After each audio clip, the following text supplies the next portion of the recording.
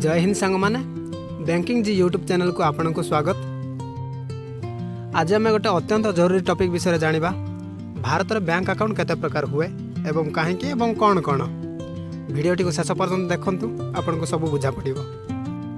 Bank account अनेक प्रकार होता है कहीं सांग माने प्रत्येक लोकर बैंकिंग आवश्यकता अलग अलग हुए। किए संचय करने चाहती तो किए व्यवसाय करुँच क्या अधिका ट्रांजैक्शन दरकार तेणु गोटे अकाउंट सबुठी ठीक नुह। से बैंक अलग अलग आवश्यकता अलग अलग अकाउंट दियंती।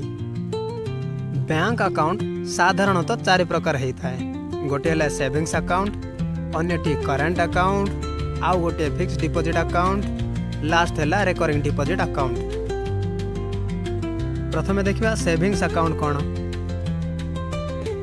सेविंग अकाउंट हूँ एक मौलिक आर्थिक खाता जहाँ व्यक्ति विशेष को सेमानकर टंका सुरक्षित रखा ता उपर इंटरेस्ट दबा समय समय रे सहजर उठाइबार सुविधा दे थाए। यह लोकों को संचय करिबार अभ्यास रे सहायता करे। एही अकाउंट माध्यम रे आपनकर टंका को घरे रखिबा परिवर्ते बैंक रे सुरक्षित रखंती। सेविंग अकाउंट बेसिकली आमे व आपण माने खोलंती। एथिरे 1 ରୁ 3% भितर इंटरेस्ट बा सुध भी मिली थाए। ये थिला सेविंग अकाउंट। वर्तमान देखिया करंट अकाउंट। करंट अकाउंट पाखापाखि सेविंग अकाउंट पर ही होता है किंतु एथिरे इंटरेस्ट मिले नाही। यह सही मानक पई फिट जो मानकर दुकान अच्छी छोट व्यवसाय अच्छी आउ जहार ट्रांजैक्शन अधिका हो। एथिरे मंथली एवरेज बैलेंस मेंटेन करा पड़ी थाए जहाँकि सेविंग अकाउंट तुलना रे बहुत अधिक। ये थिला करंट अकाउंट विषय रे। वर्तमान देखिबा फिक्स्ड डिपॉजिट विषय रे जाको कहते एफडी। फिक्स्ड डिपॉजिट होची विनियोगर एक सुरक्षित उपाय जो आपण एक निर्दिष्ट समय सीमा पर एककालीन राशि जमा करती एवं से आपण को साधारण संचय खाता ठारू अधिक एवं पूर्व स्थिर होइथिबा सुध हार मिले। एही फिक्स्ड डिपॉजिट रो सुध हार 5% रु 9% भितर ही रही थाए।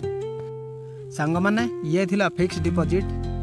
बाकी जदि आपण या विषय अधिक डिटेल्स जानिया पाई चाहउछंती ताहेले आम चैनल को सब्सक्राइब कर दियंतु। आगामी वीडियो रे हम निश्चय डिस्कस करिबा। सांग माने एबे देखिबा रिकरिंग डिपॉजिट कोन।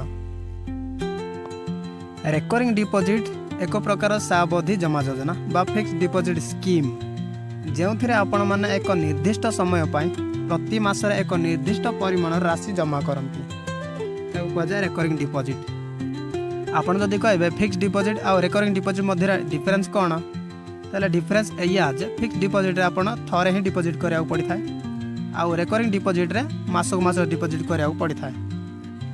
ये थिला सांग माने बैंक अकाउंट केते प्रकार होता है एवं कौन कौन। जदि वीडियो आपन को भल लागी ताले सब्सक्राइब कर दियंतु, लाइक कर दियंतु। जदि किछि डाउट रहिला कमेंट करंतु।